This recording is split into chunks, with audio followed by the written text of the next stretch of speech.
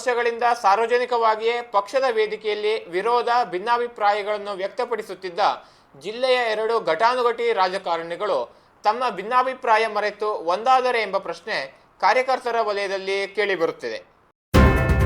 ಕಳೆದೊಂದು ವರ್ಷಗಳಿಂದ ಸಾರ್ವಜನಿಕವಾಗಿಯೇ ಪಕ್ಷದ ವೇದಿಕೆಯಲ್ಲಿ ವಿರೋಧ ಭಿನ್ನಾಭಿಪ್ರಾಯಗಳನ್ನು ವ್ಯಕ್ತಪಡಿಸುತ್ತಿದ್ದ ಜಿಲ್ಲೆಯ 2 ಘಟಾನುಘಟಿ ರಾಜಕಾರಣಿಗಳು ತಮ್ಮ ಭಿನ್ನಾಭಿಪ್ರಾಯ ಮರೆತು ಒಂದಾದರೆ ಎಂಬ ಪ್ರಶ್ನೆ ಕಾರ್ಯಕರ್ತರ ವಲಯದಲ್ಲಿ ಕೇಳಿಬರುತ್ತಿದೆ.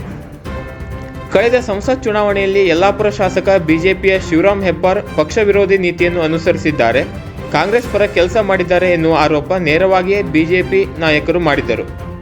ಇದಕ್ಕೆ ಪುಷ್ಟಿ ನೀಡುವಂತೆ ಸಂಸದ ಕಾಗೇರಿ ಚುನಾವಣೆಗೂ ಪೂರ್ವ ಹಾಗೂ ನಂತರದಲ್ಲಿ ಸಹ ಶಾಸಕ ಹೆಬ್ಬಾರ್ ಮೇಲೆ ನೇರವಾಗಿಯೇ ವಾಗ್ದಾಳಿ ಮಾಡಿದ್ದರು.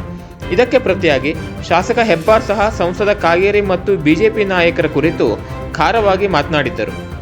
ಇದೀಗ ಯಲ್ಲಾಪುರ ಭಾಗದ ಮಲವಳ್ಳಿಯಲ್ಲಿ ನಡೆದ ಸ್ವಚ್ಛ ಭಾರತ ಅಭಿಯಾನ ಮತ್ತು ರಸ್ತೆ ಕಾಮಗಾರಿಯ ಉದ್ಘಾಟನಾ ನಿಮಿತ್ತ ನಡೆದ ಕಾರ್ಯಕ್ರಮವೊಂದರಲ್ಲಿ ಸಂಸದ ಕಾಗೇರಿ ಮತ್ತು ಶಾಸಕ ಹೆಬ್ಬಾರ್ ಒಂದೇ ಕಾರ್ಯಕ್ರಮದಲ್ಲಿ ಭಾಗಿಯಾಗಿದ್ದಲ್ಲದೆ ಸಂಸದ ಕಾಗೇರಿಗೆ ಅದೇ ಕಾರ್ಯಕ್ರಮದಲ್ಲಿ ಶಾಲು ಹಾಕಿ ಸನ್ಮಾನಿಸಿರುವ ಫೋಟೋ ಸಾಮಾಜಿಕ ಜಾಲತಾಣದಲ್ಲಿ ಹರಿದಾಡಿದೆ. ರಾಜಕೀಯದಲ್ಲಿ ಯಾರೂ ಶಾಶ್ವತ ದೋಸ್ತಿಗಳಲ್ಲ, ಶತ್ರುಗಳೂ ಅಲ್ಲ. ಪರಸ್ಪರ ಭಿನ್ನಾಭಿಪ್ರಾಯ ಮರೆತು ಇಬ್ಬರೂ ನಾಯಕರು ಒಂದಾದರೆ ಎಂಬ ಮಾತುಗಳು ಅವರವರ ಅಭಿಮಾನಿ ವಲಯದಲ್ಲಿ ಕೇಳಿಬಂದಿದೆ. ವೀಕ್ಷಕ ಮಹಾಪ್ರಭುಗಳೇ, ನಮ್ಮ ಚಾನಲ್ ಅನ್ನು ಸಬ್ಸ್ಕ್ರೈಬ್ ಮಾಡಿ, ಶೇರ್ ಮಾಡಿ, ಪ್ರೋತ್ಸಾಹಿಸಿ.